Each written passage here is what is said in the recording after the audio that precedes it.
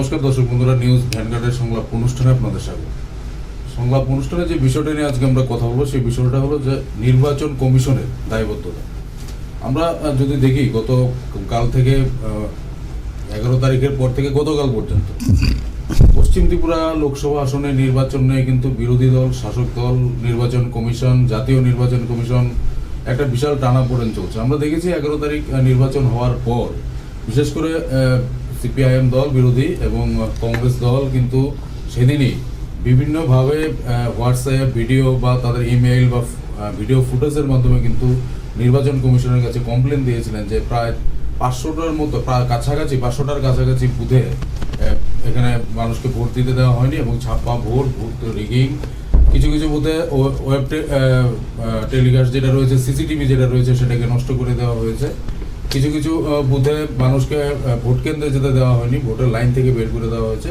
এরকম অজস্র নির্বাচনের উপর যেরকম অভিযোগ থাকে, অজস্র অভিযোগ কিন্তু নির্বাচন কমিশনের কাছে 11 তারিখ সন্ধ্যা থেকে জমা হতে থাকে। এবং আমরা দেখি যে পরের দিন 12 তারিখ সিপিআইএম দলের পক্ষ থেকে দিল্লিতে যিনি প্রার্থী রয়েছেন লোকসভা কেন্দ্রের, শঙ্কর দত্ত এবং সিপিআইএম এর নেতৃত্ব বৃন্দা করাত, নীলাৎপল বসু জাতীয় নির্বাচন কমিশনের সাথে মিট করেন এবং তাদের কাছে যে এভিডেন্স ছিল বিভিন্ন বুথ কেন্দ্রের, সেগুলি ভিডিও ফুটেজ, হোয়াটসঅ্যাপ বা মেসেঞ্জারে যে ফুটেজগুলি ছিল সেগুলি কিন্তু তারা এভিডেন্স সহকারে জাতীয় নির্বাচন কমিশনের কাছে তুলে দেয়।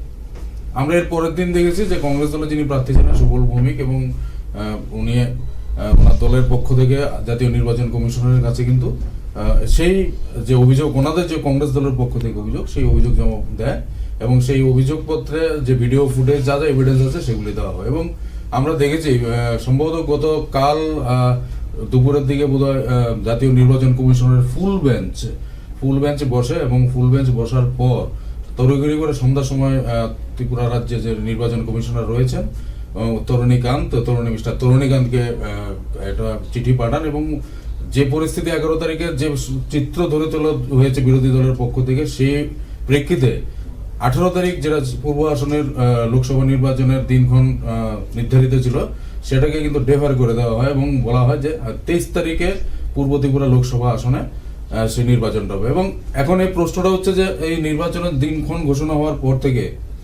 বারবার করে কিন্তু বিরোধী দল কিন্তু এই জাতীয় নির্বাচন কমিশনের যারা অবজারভার আসছিলেন, রাজ্য নির্বাচন কমিশনের যিনি তরুণীকান্ত রয়েছেন, পুলিশের ডিজিপি রয়েছেন, কংগ্রেস দল, লেফটের দল এবং আমরা একটা সময় দেখেছি শাসক দলও গেছে, কিন্তু বিশেষ করে বিরোধী দল যারা ছিলেন তাদের একটা দাবি ছিল যাতে নির্বাচনটা যাতে সুষ্ঠুভাবে করা হয়, যারা ভোটাররা ভোটে তাদের যে মত, সেই গুরুত্বপূর্ণ মত, গণতান্ত্রিক এত বড় গণতান্ত্রিক উৎসব, গণতান্ত্রিক প্রক্রিয়া, তাদের যাতে সঠিক তাদের মত দিতে পারেন। এবং এটা আমরা দেখেছি জাতীয় নির্বাচন কমিশনও এটা আহ্বান রেখেছিলেন যে ভারতের সবচেয়ে বৃহৎ উৎসব হলো ভোটদান, এই লোকসভা নির্বাচন। আমরা দেখি বিভিন্ন গাড়ির পেছনে ইলেকশন দপ্তরের যে গাড়িগুলি রয়েছে, সাইনবোর্ড, পোস্টার, দেশের সর্ববৃহৎ উৎসব, সেই উৎসবে আপনারা সবাই অংশগ্রহণ করুন। কিন্তু আজকে যে আলোচনার বিষয়টা আমরা করবো যেখানে প্রথম থেকে অ্যান্টিসিপেট করা হচ্ছিল যে নির্বাচন অবাধে ভোট হবে না এবং আমরা অন্যান্য ক্ষেত্রে কিছুদিন আগে, মানে আজকে থেকে 1 বছর আগে আমরা দেখেছি রাজ্যে বিধানসভা নির্বাচন ছিল, সেই বিধানসভা নির্বাচনে এখন যারা শাসক গোষ্ঠী তারা তখন বিরোধী দল ছিল, তারা বারবার জাতীয় নির্বাচন কমিশন এবং রাজ্য নির্বাচন কমিশন এই সিইও কিন্তু তখন দায়িত্বপ্রাপ্ত ছিলেন, বারবার করে গেছেন, প্রতিদিন বলা যায় গেছেন এবং বারবার করে আবেদন রেখেছেন কেন্দ্রীয় বাহিনীর নজরদারিতে সুষ্ঠু ভোট করতে হবে, অবাধ ভোট করতে হবে। এবং এটা ঘটনা 2018 ভোট নিয়ে কোনো দল কোনো রকম কমপ্লেন করেনি, অবাধ ভোট হয়েছে এবং সে অবাধ ভোটের মাধ্যমে এখন যারা শাসক দল তারা কিন্তু রাজ্যে বুকে ক্ষমতায় এসছেন। এখানে আরেকটা গুরুতর অভিযোগ রাজ্যের যে নির্বাচন কমিশনারের বিরুদ্ধে বা পুলিশের ডিজিপির বিরুদ্ধে যেটা উঠেছে যে 10 তারিখ রাত্রে 11টা সাড়ে 11টার পর থেকে সব জায়গা থেকে কেন্দ্রীয় বাহিনী যারা ছিল সেই কেন্দ্রীয় বাহিনীকে কিন্তু হঠাৎ করে তুলে নেওয়া হয়েছে এবং যে নির্বাচনী যে বিভিন্ন বুথ, প্রায় শতকরা 90% উপরে যে বুথ ছিল সেখানে ত্রিপুরা পুলিশ, অথচ টিএসআর এর 1-2 জন জওয়ান মোতায়েন ছিল এবং একদম হাতে গোনা কয়েকটা বুথ সেন্টারে সিআরপিএফ বা বিএসএফ, কেন্দ্রীয় বাহিনী, সিআইএসএফ যারা ছিলেন কেন্দ্রীয় বাহিনী দেখা গেছে। এটা নিয়ে কিন্তু একটা বিশাল প্রশ্ন উঠেছে এবং সেটার সত্যতা মিলেছে। আমরা যেমন কালকে দেখেছি জাতীয় নির্বাচন কমিশন পুলিশের যিনি এডিজি ছিলেন law and order Rajiv Singh, ওনাকে অপসারণ করেছেন এবং আরেকজনকে দায়িত্ব দিয়েছেন। প্রাথমিকভাবে অভিযোগের সত্যতার ভিত্তিতেই কিন্তু সরিয়ে দেওয়া হয়েছে, এটা ধরে নিতে হবে। এখন বক্তব্যটা হলো এখন আজকে যেটা আলোচনার বিষয় যে এই যে নির্বাচন কমিশন, নির্বাচন করার দায়িত্ব ওনাদের, অবাধে শান্তিতে ভোট করার দায়িত্ব ওনাদের, মানুষের মনে আস্থা ফেরানো, মানুষের মনে ভোট কেন্দ্রে গিয়ে ভোট দেওয়া, তার গণতান্ত্রিক অধিকার প্রয়োগ করা। ভোটিং পার্সেন্টেজ ত্রিপুরা রাজ্যে কিন্তু অন্যান্য দেশের থেকে অনেক অনেক বেশি হয়, 90, 94, 95% পর্যন্ত এখানে ভোটিং হয়। সেই জায়গাতে আমরা গতকাল দেখলাম তরুণীকান্ত একটা প্রেসমিট করেছেন, গত শনিবার প্রেসমিট করে বলেছেন যে প্রাথমিকভাবে যে অভিযোগগুলি বিরোধী দল করেছে সেই অভিযোগগুলির সত্যতা পাওয়া যাচ্ছে এবং আস্তে আস্তে করে প্রায় 800-র মতো ওনাদের কাছে যে অভিযোগ, ফুটেজ, এভিডেন্স এসছে, এগুলি দেখে ওনারা রিপোলের দাবি করা হয়েছে বিরোধী দল সিপিএম থেকে 464টা এবং কংগ্রেসের থেকে 156টা। সেই বিষয়ে উনি বলেছেন সেই বিষয়ে জাতীয় নির্বাচন কমিশনের সাথে কথা হচ্ছে, তারা সেই বিষয়ে চিন্তাধারা করবে। এবার আমাদের আজকের বক্তব্য হলো যে এই পরিস্থিতিটা কেন হলো। যদি প্রথম থেকে ইনিশিয়েটিভটা জাতীয় নির্বাচন কমিশনার নিত বা জাতীয় নির্বাচন কমিশনের গোচরে রাজ্য নির্বাচন কমিশনার আনতেন, হয়তো বা এই জিনিসটা হতো না। এবং এটা একটা এক্সেপশনাল ঘটনা হলো ত্রিপুরা রাজ্যের মধ্যে যে লোকসভা নির্বাচন কিন্তু 5 দিন 6 দিন পিছিয়ে গেছে। সেটার পরিপ্রেক্ষী হলো 11 তারিখ যেটা পশ্চিম আসনে লোকসভা হয়েছে, সেখানের যে অবস্থা রয়েছে সেই অবস্থা যাতে পূর্ব আসনে না হয় সেটাকে এনশিওর করার জন্য, মানুষের মনে আস্থা ফেরানোর জন্য, যেটা তরুণীকান্ত বলেছেন, এবং ভোট এনশিওর দেওয়ার যে সিচুয়েশন তৈরি করার জন্য আরো ফোর্সের দরকার, আরো সময়ের দরকার।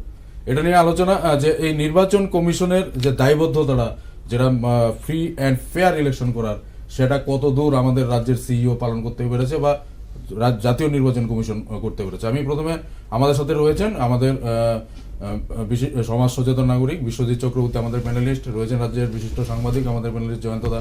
জয়ন্তদা, প্রাথমিক আলোচনা আপনার থেকে শুরু করব। নির্বাচন কমিশনের দায়বদ্ধতা আজকে মানে মানুষের কাছে বা ভোটারদের কাছে কোন জায়গায় গিয়ে ঠেকেছে? প্রথম কথা হচ্ছে যে এই যে নির্বাচন কমিশন বা ইলেকশন কমিশন অফ ইন্ডিয়া, এটা হচ্ছে একটা মানে কনস্টিটিউশন, অটোনোমাস এবং কনস্টিটিউশনাল বডি। হ্যাঁ, এবং এই যে সংগঠনটি বা এই যে ইনস্টিটিউশন, ইটস এ ইনস্টিটিউশন, এবং তারা কিন্তু ভারতবর্ষের মূল সমস্ত নির্বাচনকে নিয়ন্ত্রণ করে এবং পরিচালনা করে, এমনকি রাষ্ট্রপতি নির্বাচনকেও তারা পরিচালনা করে। হ্যাঁ, এবং পার্লামেন্টারি ইলেকশন এবং স্টেট ইলেকশন, হ্যাঁ, যে রাজ্য নির্বাচন, সবই তাদের আওতায়। এখন প্রত্যেকটা রাজ্যে একজন করে সিইও বা মুখ্য নির্বাচনী আধিকারিক থাকেন, হ্যাঁ, যাকে দিয়ে উনি কাজ চালান। মূলত উনার মানে ইলেকশন কমিশন অফ ইন্ডিয়ার সুপারভিশনে, মানে তাদের তত্ত্বাবধানে সেই মুখ্য নির্বাচনী আধিকারিক সেখানে কাজ করেন। তো শুরু হয় মানে যখন থেকে ভোটার লিস্ট তৈরি হয় এবং অনেকগুলো প্রক্রিয়ার মাধ্যমে ভোটার লিস্টগুলো সেগুলোকে শুদ্ধিকরণ করা হয়। মানে কোনো জায়গায় যদি ভোটারের নাম না ওঠে, কোনো জায়গায় যদি ফলস মানে ভোটারের নাম ওঠে, ইত্যাদি ইত্যাদি, এবং দাবি আপত্তি এসব অনেক কিছুই থাকে। তারপর এইভাবে হয়। এখন প্রশ্নটা হচ্ছে এই যে নির্বাচন কমিশন, প্রথম দিকে কি হয়েছিল, মানে এই সম্পর্কে ভারতের যে প্রাক্তন বিদেশ সচিব ছিলেন শিবশঙ্কর মেনন সহ অনেক বড় বড় রিটায়ার্ড আইএএস অফিসাররা রাষ্ট্রপতির কাছে চিঠি দিয়ে জানিয়েছিলেন, হ্যাঁ, যে নির্বাচন কমিশন নিরপেক্ষ নয়। হ্যাঁ, নিরপেক্ষ নয়। তো সেই অভিযোগটা করেছিলেন। তারপর দেখা গেল যে সেই নির্বাচন কমিশনে আমরা দেখলাম আর কি যে অনেকটাই পরিবর্তন হয়েছে। যেমন নমো টিভি, নমো, হ্যাঁ, মানে নরেন্দ্র মোদী টিভি আর কি। হ্যাঁ, তো সেটা কোনো লাইসেন্স ইত্যাদি ছাড়াই এই টিভিটা চালু করে দেওয়া হয়েছে। তো পরবর্তীকালে দেখা গেছে যে তাদেরকে এক্সপ্লেনেশন চেয়েছে নির্বাচন কমিশন, এবং তারা বলেছে যে এটা আমাদের পার্টির একটা টেলিভিশন, কিন্তু রিসেন্টলি সেটাকে চুপ করিয়ে দেওয়া হয়েছে, বন্ধ করে দেওয়া হয়েছে। এটা কিন্তু নির্বাচন কমিশনের এখতিয়ারে আসে। হ্যাঁ, এমনকি নির্বাচন কমিশন যদি মনে করে যে কোনো কনস্টিটিউয়েন্সিতে, একটা বা একাধিক কনস্টিটিউয়েন্সিতে নির্বাচন সুষ্ঠু এবং অবাধ হয়নি, হ্যাঁ, তাহলে সেখানে তারা রিপোল করতে পারে, কোনো জায়গায় কোনো পোলিং স্টেশনে করতে পারে, অনেকগুলো পোলিং বুথ নিয়ে করতে পারে। এইগুলো সবই তাদের এখতিয়ারের মধ্যে পড়ে। তো আমার মনে হয় সেই জায়গায় ত্রিপুরায় কিন্তু বরাবর মানে ইলেকশন রিগড হয়, বরাবর রিগড হয়। হ্যাঁ, সেটা আমরা দেখেছি যে সন্তোষ মোহনদেব 90-এর দশকে এখানে একটা রেকর্ড করেছিলেন উনি, যে নির্বাচন কিভাবে মানে রিগ করতে হয়, প্রহসনে মানে পরিণত করতে হয়, এর একটা মানে মডেল উনি স্থাপন করেছিলেন। তো পরপর দুবার সেখানে নির্বাচন হয়েছিল, 89 এবং 91 বোধহয় সম্ভবত। এবং সাংবাদিক হিসেবে আমরা দেখেছি ছাপ্পা ভোট ইত্যাদি পড়েছে, মানুষকে যেতে দেওয়া হয়নি, বুথ জেমিং করা হয়েছে। কোনো কোনো বুথে দেখা গেছে, তখন তো মানে ব্যালটে ইত্যাদি করা হতো, যে ওই কেন্দ্রে, ওই বুথ কেন্দ্রে এত ভোটারই নেই, এর থেকে বেশি ভোট পড়ে গেছে। তো অসাধারণ একটা মানে কি বলবো মডেল উনি তৈরি করেছিলেন। এর পরবর্তীকালে আমরা দেখলাম যে আরেক ধরনের রিগিংয়ের উদ্ভব হয়েছিল, সেটা হয়েছে সায়েন্টিফিক রিগিং। সেটা হচ্ছে যে ভোটারদের নাম আগে থেকেই অ্যান্টিসিপেট করে যে ও ভোটার লিস্ট থেকে ছেড়ে দেওয়া, সে সরকারি দলের বিরোধিতা করবে, হয়তো আমাদেরকে ভোট দেবে না, তাকে আগেই ছেটে ফেলা ইত্যাদি। এবং কোনো এবং কিছু জায়গায় নিজস্ব ফিকটিশিয়াস ভোটার, তাদেরকে আমি বলি ফ্যান্টম ভোটার্স, সেই ফ্যান্টম ভোটারদের নাম সেখানে ঢুকিয়ে দেওয়া ইত্যাদি। এবং সেই সময়েও মানে সায়েন্টিফিক রিগিংয়ের সময়েও কিন্তু আমরা দেখেছি অনেকের ভোট দিয়ে দেওয়া হয়েছে। আমার অনেক নিকট আত্মীয় বন্ধু, তাদের ভোট দেওয়া হয়েছে ইত্যাদি। তো প্রায় এরকম 25 বছরের মতো এরকম একটা সায়েন্টিফিক রিগিং। এটা আস্তে আস্তে কি হয়, মানে সায়েন্সের ব্যাপারটা হচ্ছে যে এক্সপেরিমেন্ট, অবজারভেশন অ্যান্ড ইনফারেন্স, এর মাধ্যমে মানে বিজ্ঞান এগিয়ে যায়। তো ওরা আগে পরীক্ষা করেছে, তারপর অবজার্ভ করেছে, তারপর সিদ্ধান্তে এসেছে। তো এইভাবে তাদের নৈপুণ্য কিন্তু ক্রমাগতই বেড়ে গেছে। এবং যে জায়গায় দেখা গেছে এইভাবে কাজ হয় না, কিছু হলেও মানে ভয়ভীতিও দেখানো হয়েছে। তো এইভাবে চলেছে। তারপর আমরা দেখলাম যে 2018 নির্বাচন, সেখানে যে কেন্দ্রীয় সরকারে যে মানে বিজেপি রয়েছে, তারা ইলেকশন কমিশনের উপর প্রচণ্ড চাপ দিয়েছে যাতে নির্বাচন সুষ্ঠু করা যায় এবং একটা সঠিক ভোটার লিস্ট তৈরি করা যায়, এবং সেটা করতে পারা গিয়েছিল। এবং এর ফলে 2018-তে যে নির্বাচন হয়েছিল, কোনো দলের কিন্তু সেইভাবে নির্বাচন রিগড হয়েছে বা এই কোনো অভিযোগ ছিল না। তো আমাদের তখন সাংবাদিক, আমরা তো কি মানে আমরা বলা হয় যে ওয়াচ ডগ, আমরাও প্রহরী, চৌকিদার নই হয়তো, কিন্তু গণতন্ত্রের মানে অতন্দ্র প্রহরী বলা হয় সাংবাদিকদের। তো আমরা তো এসব দেখে শুনে আসছি, নানা রকমের রিগিং ইত্যাদি।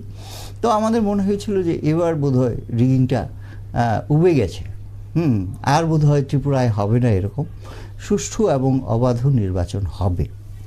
কিন্তু এরপরে আমরা দেখলাম যে এপ্রিল 11-তে যে নির্বাচন হয়েছে, সেই নির্বাচনে যে রিগিংয়ের ব্যাপারটা সমস্ত নির্বাচনের record, model, performance of rigging ইত্যাদিকে পেছনে ফেলে দিয়ে মানে সত্যিকারের একটা আরেকটা নতুন মডেল তৈরি করেছে, যে রিগিংয়ের নয়া মডেল, যেখানে এবার আমি দেখলাম মহিলারা পর্যন্ত রিগ করেছে। আমার মানে এরকম দেখা গেছে যে অনেকজন মহিলা, মানে অনেকগুলো বুথ ছিল যে এটা হচ্ছে অল উইমেন বুথ, সেখানে সিপাহী থেকে আরম্ভ করে, প্রিসাইডিং অফিসার থেকে আরম্ভ করে, ভোট কর্মী থেকে আরম্ভ করে সবাই মহিলা। এবং সেই সব জায়গায় মানে মহিলারা বুথের আগে ওরা জমা হয়েছে এবং অনেক জায়গায় গাড়ি থামিয়ে বলেছে আপনাদের ভোট তো হয়ে গেছে। তো কেউ আর ভয়ে জিজ্ঞেস করতে পারেনি যে আপনি কি করে জানলেনই বা যে মহাশয়া যে আমার ভোটটা হয়ে গেছে। তো একজন ভদ্রলোক দেখলাম উনি একটু কথা বলছিলেন, তখন ওর ভাই আবার ওনাকে ফিসফিস করে বললে, যে মহিলাদের সঙ্গে যদি তুমি তর্ক বাড়াও তাহলে কিন্তু তখন মানে পুরুষেরা আসবে, এবং পুরুষ আসা মানেই তারা তাদের মাসল দেখাবে, এবং তারপর মারধর খাওয়া ইত্যাদি, ভোট তো দেওয়া যাবেই না, বাড়ি না ফিরে গিয়ে হসপিটালে যেতে হবে, ইত্যাদি ইত্যাদি হবে, এর চেয়ে চলো গাড়ি ঘুরিয়ে চলে যাই। তো এইরকম হয়েছে। তো অনেক মানুষ সাংবাদিকদেরকে বলেছে তারা ভোট দিতে পারেনি, অনেক মানুষ বলেছে যে অনেক দিন আগে থেকে তাদেরকে হুমকি দেওয়া হয়েছে যে যদি ওই আমাদের নির্দিষ্ট চিহ্নে যদি ভোট দিতে না পারেন তাহলে বুথে যাওয়ার দরকার নেই। মানে এইরকম হয়েছে, মানে একটা ফিয়ার সাইকোসিস তৈরি করার মানে যত রকমের পন্থা আছে সবগুলোকে কাজে লাগানো হয়েছে। আমি আমার বন্ধুবর মানস পাল একটা আর্টিকেল লিখেছেন ত্রিপুরা টাইমসে, সে এক্সিকিউটিভ এডিটর, তো সেখানে বলেছে যে ভোট তো তোহার, নির্বাচন কমিশনও বলে সবচেয়ে বড় উৎসব, যেটা তুমিও উল্লেখ করেছো, তো সেটা রইল না। এবং সেখানে বলেছে যে নব্য বিজেপিরা এইরকম ভোট দিয়েছে যে প্রবীণ বিজেপিরা পর্যন্ত গিয়ে দেখে যে তাদের ভোট হয়ে গেছে। কি অসাধারণ হয়েছে, সব কথা বলা যাবে না এইরকম। তো কিন্তু আমি সবচেয়ে বলবো যে বিরোধী দলের লোকেরা কিন্তু ক্রমাগত একটা প্রটেস্ট তারা করে গেছে, সাংবাদিক সম্মেলন করে গেছে, এভিডেন্সগুলো কালেক্ট করেছে, ইত্যাদি। একজন তো বিধায়ক, আমি নাম না করে বলছি, এক এসডিপিওকে দেখলাম ধমকাচ্ছে, মানে আমি ফুটেজ দেখলাম, এবং বলছে যে পুলিশের কি দরকার, এখানে তো উৎসবের মেজাজে ভোট হচ্ছে, তো এখানে পুলিশের দরকার নেই। তো পুলিশ আবার বলল, সেই আধিকারিক, যে বুথের ভেতরে কিছু লোক বসে আড্ডা মারছে, গল্প করছে, বলে উৎসবে এরকম হয়, সবাই ফুর্তি টুর্তি করে, আপনারা এখান থেকে চলে যান। তো যাই হোক, সেই পুলিশ অফিসারের মেরুদণ্ড আছে, মেরু লতা নয়, তো উনি কিন্তু বলেছে আমরা যাব, কিন্তু এর আগে ওদেরকে বের করতে হবে, না হলে আমরা যাব না। তো এগুলো ফুটেজ এখন সোশ্যাল মিডিয়াতে প্রায় ভাইরাল হয়ে গেছে। তো ভোটকে যতভাবে পারা যায় প্রহসন বানানো হয়েছে, এবং এর প্রতি মানে সঠিক উত্তর এসেছে, বা বলা যায় যে সঠিক থাপ্পড়টা দিয়েছে ইলেকশন কমিশন, যে পূর্ব ত্রিপুরা আসনের ভোট 5 দিন পিছিয়ে দিয়েছে, বলেছে যে পশ্চিম ত্রিপুরা আসনে এইভাবে রিগিং করা হয়েছে, এবং সেই আশঙ্কা সাংঘাতিকভাবে আছে, আইন শৃঙ্খলা ভেঙে পড়েছে, সেটা সিইও রিপোর্ট দিয়েছে, পুলিশ অবজারভার রিপোর্ট দিয়েছে, এই কারণেই সেখানে পুনর্বার নির্বাচন মানে ভোটের দিনক্ষণ পিছোতে হয়েছে। তাহলে আমি একটা প্রশ্ন রাখতে চাই, যে যেখানে এইভাবে ভোট হয়েছে, নির্বাচন কমিশন যেখান থেকে বুঝতে পেরেছেন যে আইন শৃঙ্খলার অবনতি হয়েছে এবং নির্বাচন রিগড হয়েছে, তাহলে সেই কেন্দ্রটিতে কি হবে? অনেক বুথে 400-র ওপরে বুথে রিগিং হয়েছে বলে তো বিরোধীরা অভিযোগ করেছে। 464টা লেফট, আর 156টা করেছে কংগ্রেস। 156টা কংগ্রেস করেছে। আমি প্রার্থীকে আজকে জিজ্ঞেস করেছিলাম, বলেছে যে এটা ইনিশিয়ালি তড়িঘড়ি দেওয়া হয়েছে, আমরা লিস্ট তৈরি করছি, সেটা আরও অনেক বাড়বে। তাহলে যাই হোক, আর তাছাড়া এটা তো শুধু প্রার্থীরা বলতে হবে এমন নয়, যে প্রত্যেকটা বুথে ওয়েব ক্যাম লাগানো থাকে, তারপরে ফ্লাইং স্কোয়াড রয়েছে, ভিডিওগ্রাফার্স, অ্যাপয়েন্টেড ভিডিওগ্রাফার্স রয়েছে, তাদের নিজস্ব একটা মেশিনারি আছে, সেখান থেকেই তারা অ্যাসেস করতে পারে। একদম একটা ইনফরমেশন দেবো আমাদের কাছে, যেটা খবর এসছে, যেটা জয়ন্তদা বলার চেষ্টা করেছিল, পোলিং বুথের ভেতর ওয়েব ক্যাম। নির্বাচন কমিশন একটু আগে একটা সার্কুলার দিয়ে রিটার্নিং অফিসারকে বলেছেন, এবং রিটার্নিং অফিসার সংশ্লিষ্ট এআরওকে বলেছেন, যে বুথে যে পোলিং এজেন্টরা এবং যে লোকেরা ভোটারদের ভোট দিতে প্রভাবিত করেছে, অন্য দলের পোলিং এজেন্টকে বের করে দিয়েছে, ভোটারদের ভোটের সেন্টারের ভেতর থেকে বের করে দিয়েছে, তাদের বিরুদ্ধে ইমিডিয়েট সংশ্লিষ্ট থানার মধ্যে এফআইআর করার জন্য। এটা একটা গুরুত্বপূর্ণ ইনফরমেশন। আমাদের কাছে যতটুকু খবর রয়েছে, এটা সম্ভবত একটা ইনস্ট্রাকশন দিয়েছে নির্বাচন কমিশন আজকে সন্ধ্যার সময়, যেটা জয়ন্তদা বলার চেষ্টা করছিল। ওয়েব ক্যামে যেগুলি এবং সিসিটিভিতে যেটা ধরা পড়েছে, যে পোলিং এজেন্টরা ভোটারদের বাধা দিচ্ছে, প্রভাবিত করছিল বা অন্য দলের এজেন্টদের বের করে দিচ্ছে, তাদের বিরুদ্ধে স্পেসিফিক এফআইআর করার জন্য সংশ্লিষ্ট যে আরো রয়েছে রিটার্নিং অফিসার তাদের নির্দেশ দিয়েছে। জয়ন্ত যেটা বলছেন। হ্যাঁ, তা আমি শেষ করছি এখানে যে আমি তাহলে বলবো যে ইলেকশন কমিশন, হ্যাঁ, মানে যার আন্ডারে এখানে সিইও বা মুখ্য নির্বাচনী আধিকারিক কাজ করে, তার একটা বিশাল একটা সেট আপ রয়েছে, ইনফ্রাস্ট্রাকচার রয়েছে। হ্যাঁ, মানে ইলেকশন রিগড হয়েছে কি না হয়েছে সেটা রিভিউ করার জন্যে সমস্ত মেশিনারি রয়েছে, বিরোধীদের অভিযোগ রয়েছে। হ্যাঁ, তাহলে সেখানে পুনর্নির্বাচন মানে কবে ঘোষিত হবে দেখা যাক। আমরা বিশ্বজিৎ একটা জিনিস জানা, যেটা আলোচনার আমাদের বিষয়, যেটা জয়ন্তদা বললেন, সিনারিওটা বললেন, উনি দীর্ঘদিন সাংবাদিকতা করেন এবং এই ঘটনাগুলি কি যদি আগে অ্যান্টিসিপেট করে নির্বাচন কমিশন যখন বারবার বিরোধীরা বলেছেন, তখন এটা মানে precaution is better then cure, তখন কি প্রিকশন নেওয়ার ক্ষেত্রে কি ব্যর্থতা আছে যার জন্য এই ঘটনাগুলি হলো? কারণ প্রিকশন নিলে তো এগুলি হতো না। এই জায়গা থেকে দায়বদ্ধতার নির্বাচন কমিশন আমরা প্রশ্ন তুলতে পারি না? এখানে ব্যাপারটা হচ্ছে কি, ইলেকশন কমিশন তো করাই হয়েছে ইয়ে করার জন্য, ফ্রি ফেয়ার ইলেকশন কন্ডাক্ট করার জন্য, এবং কনস্টিটিউশনের 324-এর আর্টিকেল 324-এর প্রভিশনটা মেনে নির্বাচন কমিশনকে পুরো অটোনমি এবং ফ্রিডম দুটোই দেওয়া আছে, সংবিধানে দেওয়া আছে। এবং সেই অনুযায়ী 1950-তে প্রথম আমরা দেখেছি যে ইলেকশন কমিশন প্রথম তৈরি হয়েছিল। 1 মেম্বার কমিশন ছিল 90 অবধি, তারপরে 90-তে 89-এ মনে হয় 3 মেম্বার কমিশন করা হলো এটা।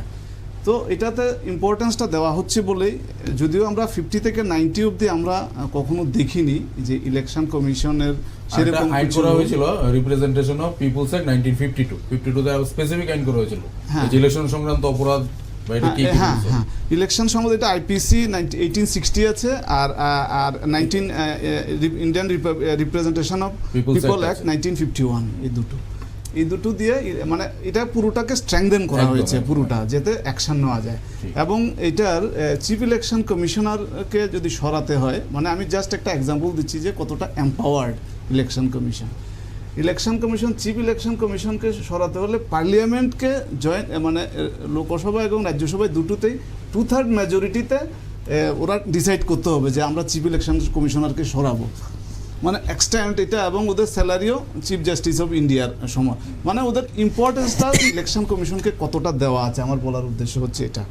তো এই জায়গাতে ফ্রি ফেয়ার ইলেকশন করার জন্য, কিন্তু সত্যি কথা বলতে কি আমরা ইলেকশন কমিশনের প্রথম আমরা এক্সাম্পল পাই, আমরা যেটা ওই দিন বলছিলাম যে টিএন সেশনের থেকেই শুরু হয়েছে, তারপরের থেকে একটু একটু করে ইলেকশন কমিশন যে দায়বদ্ধতা থেকে আমরা দেখেছি ইভিএম শুরু হয়েছে, 2004 থেকে ইভিএম ম্যান্ডেটরি করা হয়েছে, এটা এইভাবে ওদের দায়িত্ব দেওয়া হয়েছে আলটিমেটলি।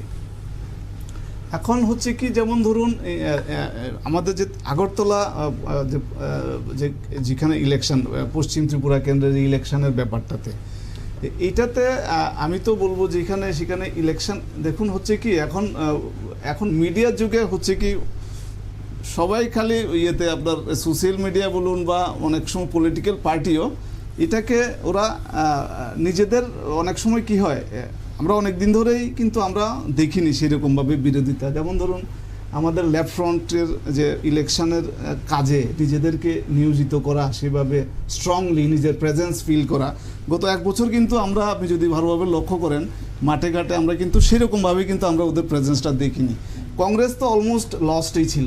এই আমাদের কি ইস্যু হচ্ছে এটা, ওই যে আমাদের এনআরসি ইস্যু নিয়ে আমরা প্রথম দেখলাম যে একটা কংগ্রেসের একটা অস্তিত্ব এখানে দেখা যাচ্ছে, তার আগে অবধি কিন্তু ছিল না এই জিনিসটা।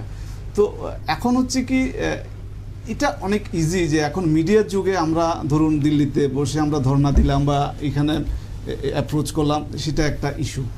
আমি এটা থেকে অন্তত আমার মতো লোক এটা থেকে আমি কনক্লুশনে আসতে পারছি না, তবে কিছু একটা তো হয়েছে বটে অবশ্যই, যেটা কারণ যতটা রটে কিছু না কিছু তো অবশ্যই বটে, এটা কিছু না কিছু হয়েছে। এটা আমি বলবো ইলেকশন কমিশন যতটা কমপ্লেইন আছে, কমপ্লেইনগুলো সবগুলোই যেটা গেছে এটা দেখা উচিত, দেখে এটা অ্যাকচুয়ালি যে ফেইথটা আসাটা বেশি ইম্পর্ট্যান্ট, পাবলিকের ভেতরে যে ফেইথ আছে। অ্যাট দি সেম টাইম হয়তো 400 দিয়েছে, স্বাভাবিকভাবে 400 যদি 400 কেন্দ্রে যদি দেখা যায় যে এভিডেন্স, এখন তো এভিডেন্স বেসড হবে সব কিছু, এভিডেন্সে দেখা যায় 400 যদি 464 বা যতটাই হয় সবগুলোতেই হওয়া দরকার, যদি দেখা যায় যে এভিডেন্সে যে এখানে প্রবলেম আছে এটাতে।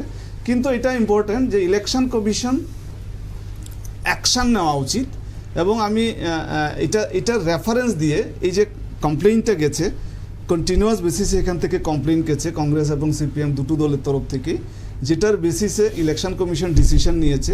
এই ডিসিশন নেওয়ার মাধ্যমে ইলেকশন কমিশন অন্তত বিরোধী দলের ভেতরে একটা কনফিডেন্স অন্তত আনতে পেরেছে যে ইস্ট ত্রিপুরার ক্ষেত্রে আমরা ওয়েস্টটা দেখছি, ইস্ট ত্রিপুরার ক্ষেত্রে আমরা এটাকে পিছিয়ে দিচ্ছি, আরও বেশি করে আমরা প্যারামিলিটারি ফোর্সও রাখছি, এটা আমরা আবার স্পেশালি এটা দেখছি। দ্যাট মিনস কি ইলেকশন কমিশন অন্তত এতটুক থেকে আমি যতটুকু জানান আমি দেখলাম ক্রেডিটটা নিচ্ছে বিরোধী দলের তরফ থেকেও যে ইলেকশন কমিশন আমাদের কথায় সাড়া দিয়েছে।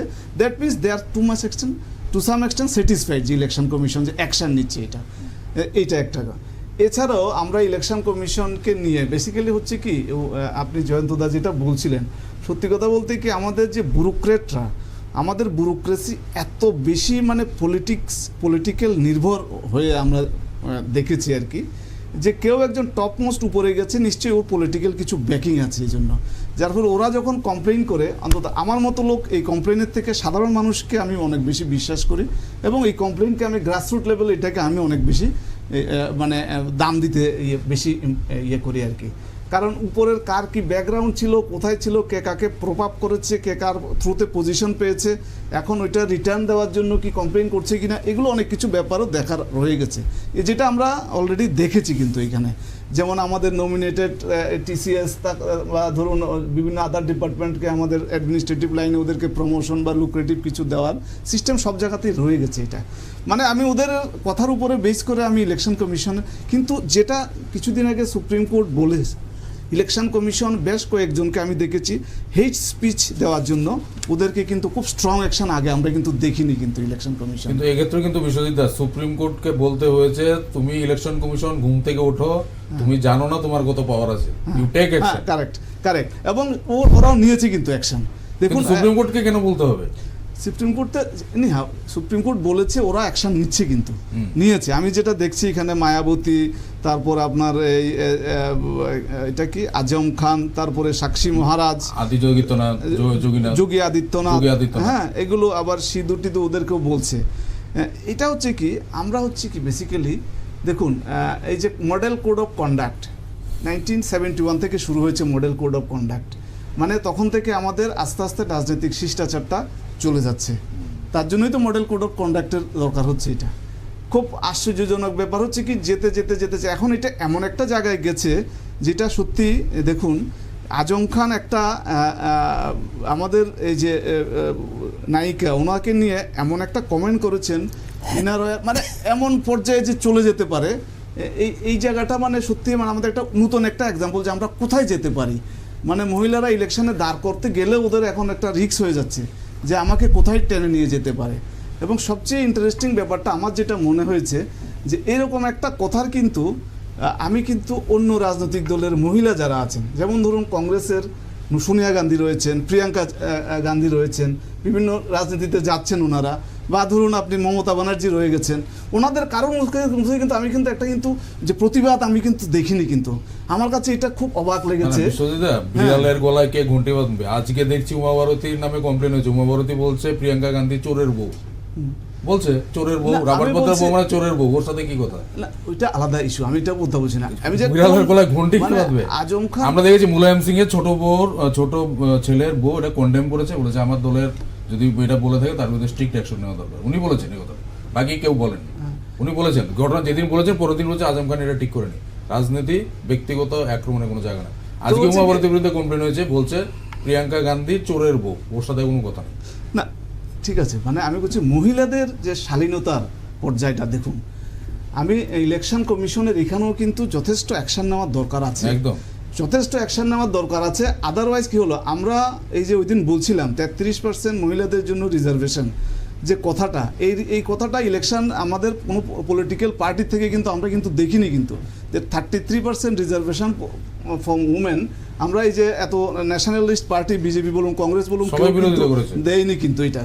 হ্যাঁ এখন হচ্ছে কি এরকম যদি ইনসিডেন্ট যদি হয় না, তাহলে কি হবে, এবং এটা প্রতিবাদ করার লোক যদি খুঁজে পাওয়া না যায়, ঠিক। তখন হচ্ছে কি আমরা পলিটিক্সের জন্য to any extent we can go.